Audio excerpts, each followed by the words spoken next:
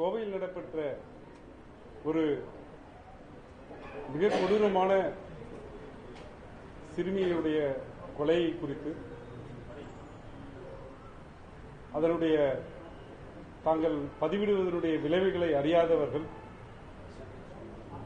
அனைவர் மனத்தையும் புண்படுத்தும் விதமாகவும் குறிப்பாக திராவிட முன்னேற்றக் கழகம்தான் இதற்கு காரணம் என்றும் அரசில் இருப்பவர்களுடைய மீது வெறுப்பு வருவதற்காக இதுபோன்ற செயல்களில் ஈடுபடுகிறார்கள் என்று ஒரு பொய்யான தகவலை பதிவிட்டு அது சமூக வலைதளங்களிலே பரப்பப்பட்டு வந்தது. அமைப்பு செயலாளர் அவர்கள் சொன்னதைப் போல அவதூறு வழக்குகள் தனிப்பட்ட புகாராக கொடுக்கப்பட்டு அதிகபட்சம் 2 ஆண்டுகள் தண்டனை கொடுக்கக்கூடிய வழக்குகள். ஆனால் இப்போது இது போன்ற குற்றங்களில் ஈடுபடுபவர்களுக்கு ஒருவேளை இன்ஃபர்மேஷன் டெக்னாலஜி ஆக்ட் பிரிவு 66F என்பது குறித்து தெரியாமல் இருக்க வேண்டும், அல்லது அது குறித்தான புரிதல் இல்லாமல் இருக்க வேண்டும். எனவேதான் அவர்கள் தங்களை அறியாமல் இது போன்று செய்து கொண்டிருக்கிறார்கள். அதாவது ஒருவர் தன்னுடைய அடையாளத்தை மறைத்து வேறொருவருடைய அடையாளத்தில் ஒரு கம்ப்யூட்டர் நெட்வொர்க்கில் இருந்து இந்த மாதிரி சோசியல் மீடியாவில் அவதூறு பரப்பினால் கூட அதற்கான தண்டனை ஆயுள் தண்டனை வரை செல்லலாம் என்று சட்டம் சொல்லுகிறது. எங்களுக்கு அடுத்தவர்களை தண்டிக்க வேண்டும் என்பது நோக்கமல்ல. ஆனால் இது இப்படியே விட்டு சென்றால் இதற்கு ஒரு எல்லை இல்லாமல் போகும், அவதூறுகளுக்கு ஒரு தடை இல்லாமல் போகும் என்பதனால் கழகத் தலைவர்களுடைய வழிகாட்டுதலின் பேரில் இன்றைக்கு குறிப்பாக இந்த நிகழ்வு குறித்து டிஜிபியிடமும் கமிஷனர் ஆஃப் போலீஸ் சென்னையிடமும் 2 தனித்தனி புகார்கள் கொடுக்கப்பட்டிருக்கின்றன. அதில் அவர்கள் எந்தெந்த சட்ட விதிகளை மீறியிருக்கிறார்கள் என்பதை குறித்து விரிவாக தெரிவித்திருக்கிறது. அது மட்டுமல்லாமல் அமைப்பு செயலாளர் மூலமாக ஒன்றிய அரசில் இன்ஃபர்மேஷன் டெக்னாலஜி ஆக்டில் உள்ள கிரிவென்ஸ் கமிட்டிக்கு நாங்கள் இமெயில் மூலமாக புகார் அளித்துள்ளோம். எக்ஸ் தளத்திற்கும் மெட்டா தளத்தில் உள்ள வாட்ஸ்அப், ஃபேஸ்புக், இன்ஸ்டாகிராம் ஆகிய நிறுவனங்களுடைய கிரிவென்ஸ் ஆபீசர்ஸ்க்கும் நாங்கள் இது குறித்து புகார்கள் அளித்திருக்கிறோம். இன்டர்மீடியேட்டரி ரூல்ஸ் அதன்படி அந்த சமூக வலைதளங்கள் அவருடைய கிரிவென்ஸ் ஆபீசர்ஸ் இதில் தலையிட்டு அதுபோன்று வரக்கூடிய செய்திகளை உடனுக்குடன் நீக்கிவிடவும் அந்த சமூக வலைதள கணக்குகளை நீக்கிவிடவும் புகார் அளித்திருக்கிறோம்.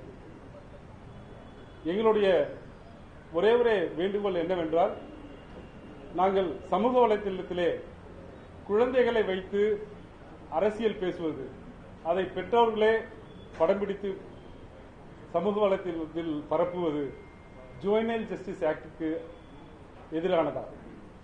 மற்றும் இது போன்ற போலியான செய்திகளை குறிப்பாக இந்த சமூக வலைதளத்தை பார்த்திருந்தீங்கன்னா உங்களுக்கு தெரியும், அதுல மார்பிங் பண்ணி வீடியோ போடுறாங்க. அது மிகப்பெரிய குற்றமாக இன்ஃபர்மேஷன் டெக்னாலஜி ஆக்டில் பார்க்கப்படுகிறது. நாங்கள் புகார் அளித்திருக்கிறோம். நடவடிக்கை எடுக்கப்படவில்லை என்றால் உரிய நீதிமன்றத்தை நாடுவோம். தேவை என்றால் எங்கெங்கு தேவையோ அத்தனை இடத்திலையும் தனி புகார்கள் அளிப்போம். நாங்கள் புகார் அளித்தால் அதனுடைய லாஜிக்கல் என்று போகாம அந்த புகாரை விடமாட்டோம்.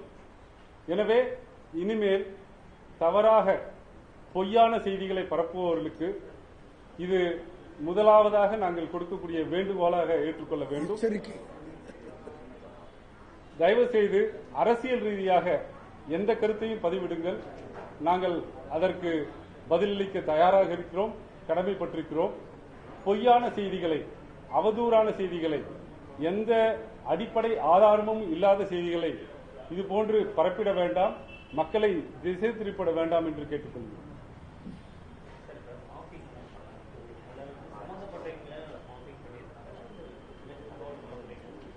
இல்ல அதுல வந்து ஒருத்தருடைய பாக்கெட்ல வந்து மாண்புமிகு டாக்டர் கலைஞர் அவருடைய படம் இருப்பது போல மாற்றிவிட்டோம் அப்படின்னு காட்டுறதுக்காக மாற்றிவிட்டோம். சைபர் கிரைம் மூலமா வீட்டை லாக் பண்றாங்க. எக்ஸாம்பிள் யூஸ் பண்ண 20 இந்த வீடியோவை இந்தியாவில் முடக்குனாங்க. இதை தாண்டி பல்வேறு நபர்களோட ஐடியா பேன் பண்ணி ரிப்போர்ட் அடிக்கிறாங்க. இது 2 நிறுவனங்கள் பேர் சொல்றாங்க. ஒன்னு வாய்ஸ் ஆஃப் காமெண்ட்ஸ், ரெண்டாவது ரூட்.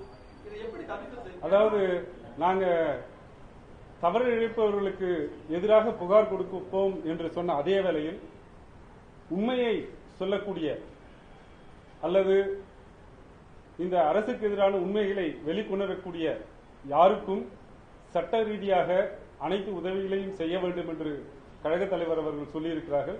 அப்படி கணக்குகள் முடக்கப்படுமானால், சட்டத்திற்கு விரோதமாக கணக்குகள் முடக்கப்படும் என்றால், அல்லது பொய் புகார்கள் கொடுத்து காவல்துறையினரால் தேவையில்லாத நடவடிக்கைகள் எடுக்கப்பட்டால் அதற்கும் திராவிட முன்னேற்ற கழகத்தினுடைய வழக்கறிஞர் அணி உதவிட வேண்டும் என்று தலைவர் அவர்கள் கூறியிருக்கிறார்கள். அவர்களுக்கும் நாங்கள் பாதுகாப்பாக இருக்கிறோம். ஆக மட்டும் எழுத்துரிமை, பேச்சுரிமை பாதுகாக்க என்றும் திராவிட முன்னேற்ற கழகம் போராடி இருக்கிறது. அதே வகையில் யாருடைய உரிமைகள் பாதிக்கப்பட்டாலும் அதை பாதுகாக்கிற ஒரு கேடயமாக திமுக இருக்கும்.